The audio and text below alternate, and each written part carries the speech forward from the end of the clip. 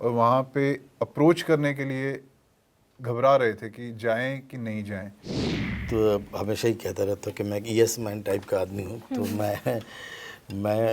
तो कोई भी प्रोजेक्ट आता है तो मैं सबसे पहले हाँ बोलता हूँ, बिकॉज मैं बैंक में नौकरी तो करता नहीं हूँ और ये पार्ट टाइम करता नहीं हूँ, तो इसी से ही सब कुछ चलता है। तो वो भी एक बहुत बड़ी चीज़ है। प्रोड्यूसर को, डायरेक्टर को लगता है कि आएगा फाड़ देगा, अभी कैसा फाड़ेगा, कपड़े ही फाड़ के जाएगा फिर आगे जाके। सूर्या, मैं आपसे पूछना हाँ चाहूँगी जी। सबसे पहले कि जैसे कि आपने पहले भी जब मेरी आपसे कभी बात हुई थी लास्ट सीज़न के लिए, तो तब आपने बताया था कि अपना मुझे जो रोल करना था या फिर मुझे बहुत मेहनत लगी यहाँ तक आने में। आज मैं आपसे पूछना चाहूँगी, जिस तरीके का रोल आपको मिल रहा है या आप कर रहे हो, क्या आप सेटिस्फाइड हो?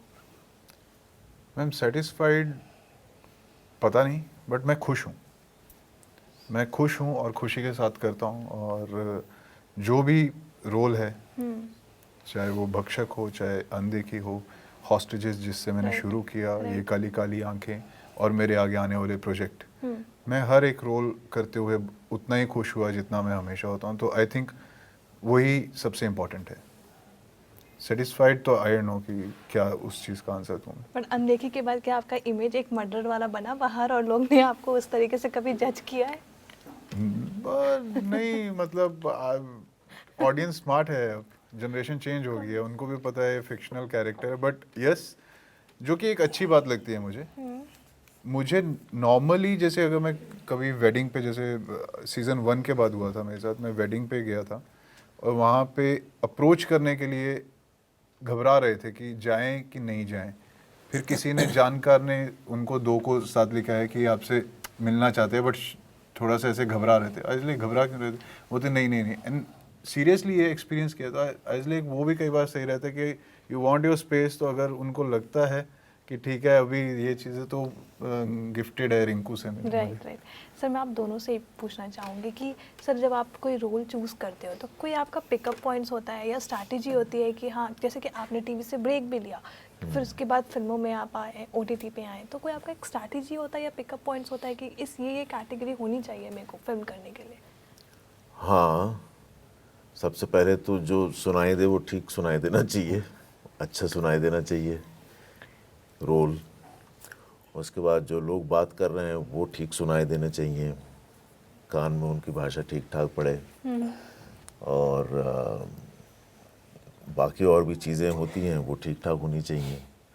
लेकिन सबसे पहले तो यही है कि सुनने में कैसा लग रहा है, स्टोरी कैसी हो? हाँ, वो सबसे ज़रूरी स्टोरी है। इंपॉर्टेंट है या कास्ट? नहीं, मुझे सबसे पहले ज़रूरी है कि मुझे क्या रोल दे रहे हो और स्क्रीन पे कैसा दिखेगा, तो ही आगे बात करेंगे, नहीं तो क्या करना है। बिल्कुल। तो हाँ, तो सुन के सबसे पहले अगर अच्छा लगे तो वह सबसे पहला पॉइंट वो है, बाकी फिर बाद में। जी, मैं तो हमेशा ही कहता रहता हूँ कि मैं यस मैन टाइप का आदमी हूँ। तो मैं कोई भी प्रोजेक्ट आता है तो मैं सबसे पहले हाँ बोलता हूँ, क्योंकि मैं बहुत कुछ कर लेता हूँ। इन द सेंस मैं अपना FTI की डिप्लोमा प्रोडक्शन भी कर लेता हूँ, SRFTI डिप्लोमा प्रोडक्शन करता हूँ। किसी और स्कूल के कोई बच्चे हैं, कोई स्पेशली कोई चीज़ें कोई बना रहा है, उसका भी कर लेता हूँ। एक दिन का शूट है, ज़्यादा ये शॉर्ट फिल्म है, मैं कर लेता हूँ। अगर मेरे पास टाइम होता है तो मैं करता ही रहता हूँ।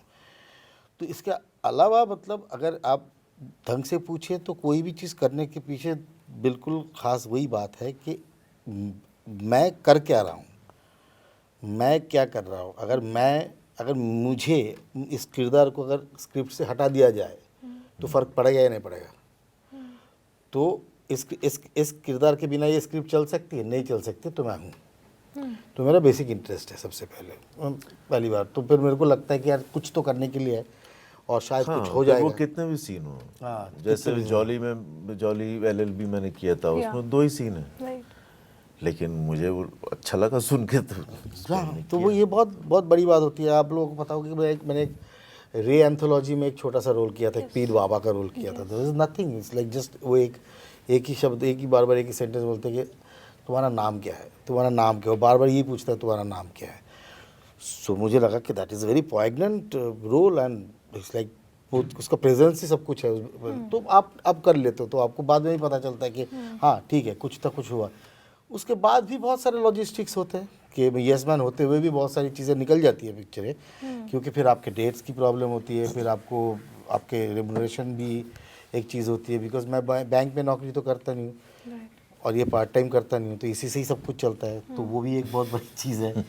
हाँ, सो इन शॉर्ट आई थिंक आप सर जो आपके मैं समझ पाई वो ये कि less screen time but impactful भी नहीं चलेगा। लेस, हाँ भी चलेगा, मतलब भी मतलब कर लेता था, हाँ। लेकिन अभी स्क्रीन टाइम ज़्यादा ही चाहिए, क्योंकि स्क्रीन टाइम ज़्यादा होता है तो बहुत अच्छा होता है एक एक्टर के लिए कि वो जी सकता है, उसको एक स्पेक्ट्रम मिलता है, उसको एक ग्राफ मिलता है, वो एक जगह से एक जगह तक जाता है। और ये छोटे किरदार में क्या होता है, छोटे किरदार में आपसे ये उन प्रोड्यूसर को, डायरेक्टर को लगता है कि आएगा फाड़ देगा, अभी कैसा फाड़ेगा, कपड़े ही फाड़ के जाएगा फिर आगे जाके, क्योंकि कुछ कैरेक्टर, बहुत सारे ऐसे कैरेक्टर होते हैं वो बिल्कुल।